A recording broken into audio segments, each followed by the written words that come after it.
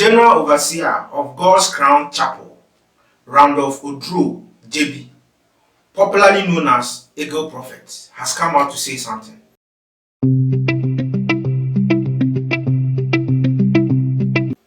He said there will be no presidential swearing in on January 7th, 2025. That's what the man of God or the prophet is saying.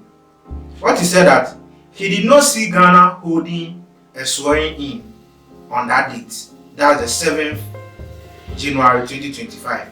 And also suggested that there could be misunderstanding. That's what this man of God or prophet is trying to let us understand, that Ghana will go on polls. We are going to exercise our rights. That's our voting rights. And he saw it that there will be no swearing in for any president to go and serve us as a country. My opinion on what this man of God said. I've said in this platform that I don't condemn prophets, and I've been saying it several times that God have gifts and He pours it on people that He really wants to call them to serve Him as a master. So I don't condemn the gifts of God, but I want you to pay attentively to what I'm about to say. Pick one. I'm going to share my opinion, and also I'm going to give you facts based on the Bible. I'm going to give you 6 ways that you can tell if someone is truly a prophet of God. These 6 ways is going to let us detect that this person is called from God to become a prophet.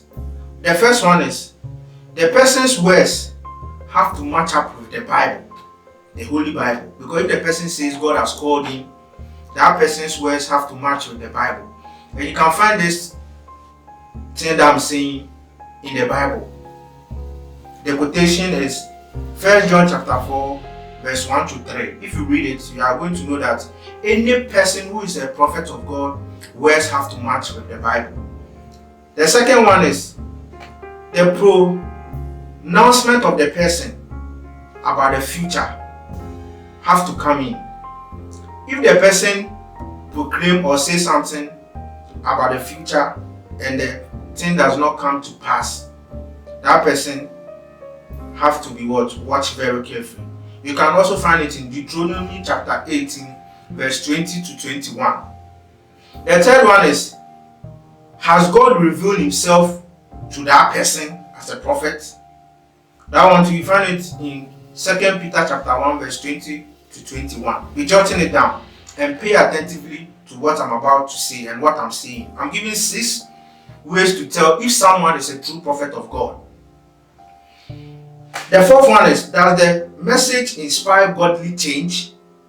The person that is bringing the prophecy or is bringing the things out, or the person that has been called as a prophet, does his message inspire us to be godly or to live in a godly way? That one, you can find it in Ezekiel chapter 13, verse 10. And I'm giving the last one. Does the message mix truth with lies? I'm repeating it again. Does the message mix truth with lies? That one too, you can find it in 2 Peter chapter 2, verse 1 to 3. Why am I giving all these quotations? I'm giving all these quotations for you to analyze it yourself. That if someone called himself or herself a prophet or a prophetess of God, does it match with these things the person proclaiming that is called from God? If it doesn't match with what the person is trying to say, that means the person has called himself, or that means the person has thought about being a prophet of God for people to fear him or for people to let him know that he has been given special gifts. So if we pass through all these things and you don't find out anything said by me or said by the Bible, the person is not a true man of God, or the person is not a prophet. Okay, I came across a quotation. That's First Hebrews chapter 1, verse 1. This quotation is mind-busting, and I don't know, when I finish reading this quotation, if you can give me any explanation about this quotation, because we are together, we are learning together. You can just write it under the comment section. You explain it to me But this quotation, I found out and I was like, hey, okay, let me read this quotation to you. And you see, or you hear what I'm about to say. It's very, very devastating, or it's very, very mind-busting. The quotation is 1 Hebrews chapter 1 verse 2. I read, long ago, at many times and in many ways, God spoke to our fathers by the prophets. Let me read it again so that you can digest it very well. 1 Hebrews chapter 1 verse 1.